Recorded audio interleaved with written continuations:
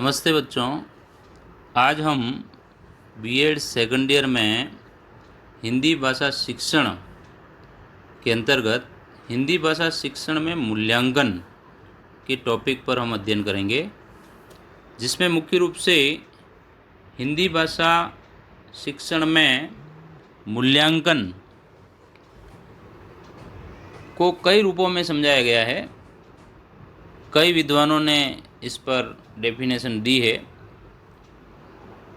उसमें मुख्य रूप से हिंदी भाषा शिक्षण में मूल्यांकन का जो बहुत अधिक महत्व होता है।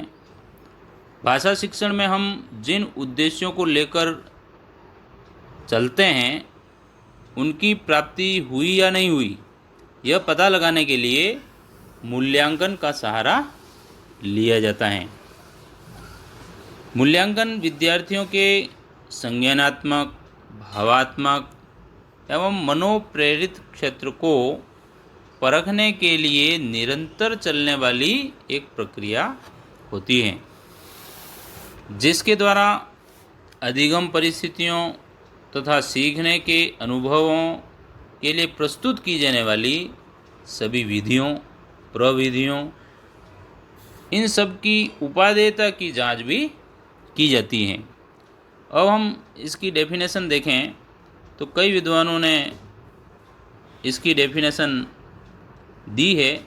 उसमें मैंने पीडीएफ में क्वालेन तथा हन्ना की डेफिनेशन दी है। इसके अलावा भी अल्फ्रेड तथा टाइडमैन ने मूल्यांकन पर बहुत अच्छी बात कही है। मूल्यांकन किसी अनुभव की उपयोगिता के संबंध में दिया गया निर्णय है।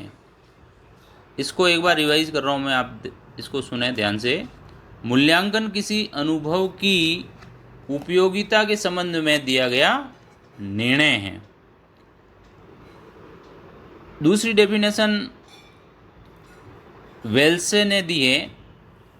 उन्होंने कहा है कि मूल्यांकन प्रक्रिया का वह अंग है जिसके द्वारा इस बात की जांच की जाती है कि एक निश्चित समय में शिक्षा के उद्देश्यों की पूर्ति कहाँ तक प्रगति उसमें हुई है, उनके व्यवहार में कितना अंतर आया है तथा शिक्षक ने इस दिशा में कहाँ तक सहयोग किया है।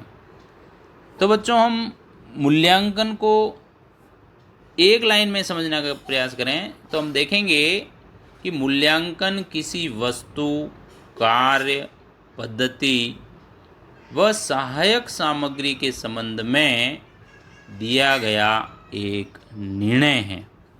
तो बच्चों, हमने देखा कि मूल्यांकन क्या है। इसके लिए कई उद्देश्य भी निर्धारित हैं। उसमें मुख्य रूप से यहाँ कुछ उद्देश्य मैंने दिए हैं। उसमें पहला है विद्यार्थियों के अर्जित ज्ञान की जांच करना। दूसरा है विद्यार्थियों के वृद्धि विकास में सहायता करना। शैक्षिक प्रगति में बाधक तत्वों को जानना। प्रतियोगिता की भावना विकसित करना। व्यक्तिगत भिन्नताओं की जानकारी प्राप्त करना। कमियों एवं कठिनाइयों को जानना तथा उनका निवारण करना।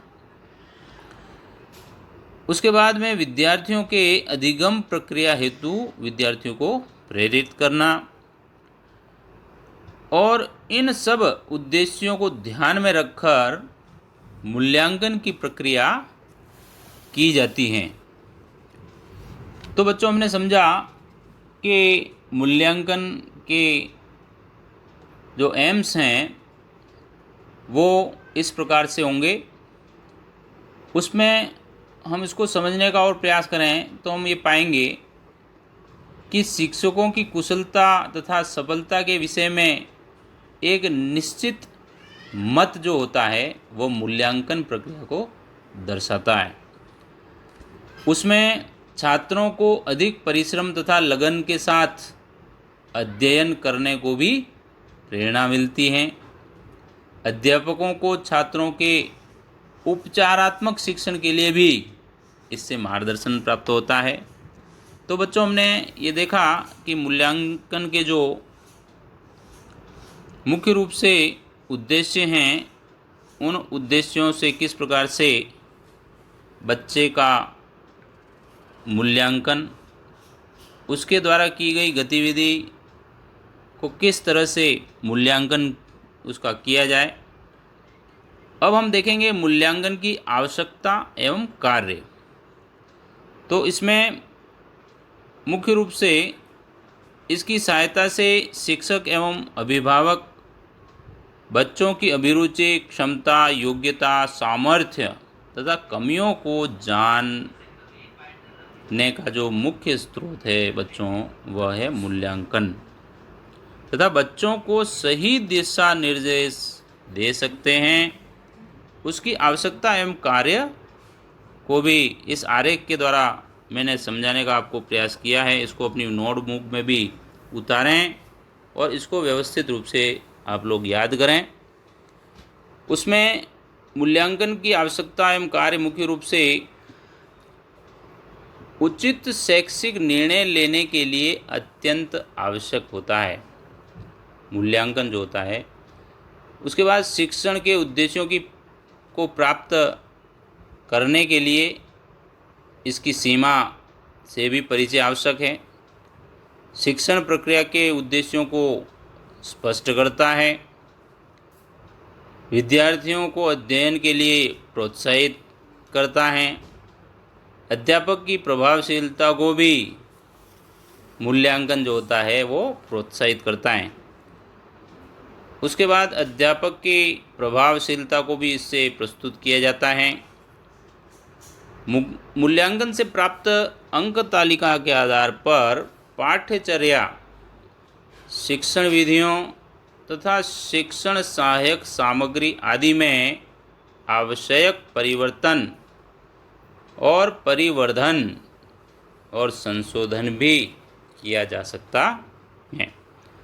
तो बच्चों, ये हमने देखा मूल्यांकन की आवश्यकता एवं उसके कार्य। अब देखेंगे जो मुख्य कार्य हैं वो इस प्रकार रहेंगे।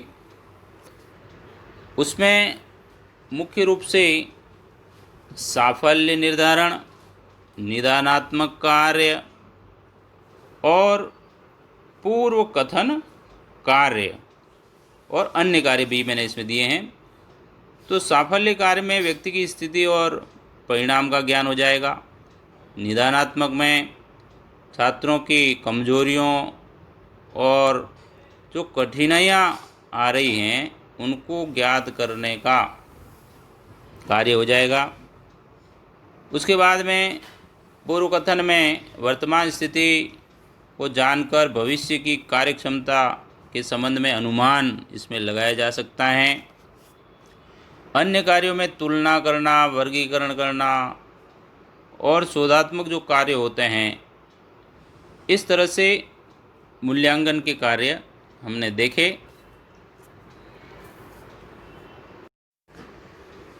इसमें मुख्य रूप से मूल्यांकन के उपकरण और तरीके इसमें बच्चों नीचे की तालिका में दिए हैं कि इसके टूल्स क्या होंगे और उन टूल्स को अप्लाई करने की टेक्निक्स क्या होगी।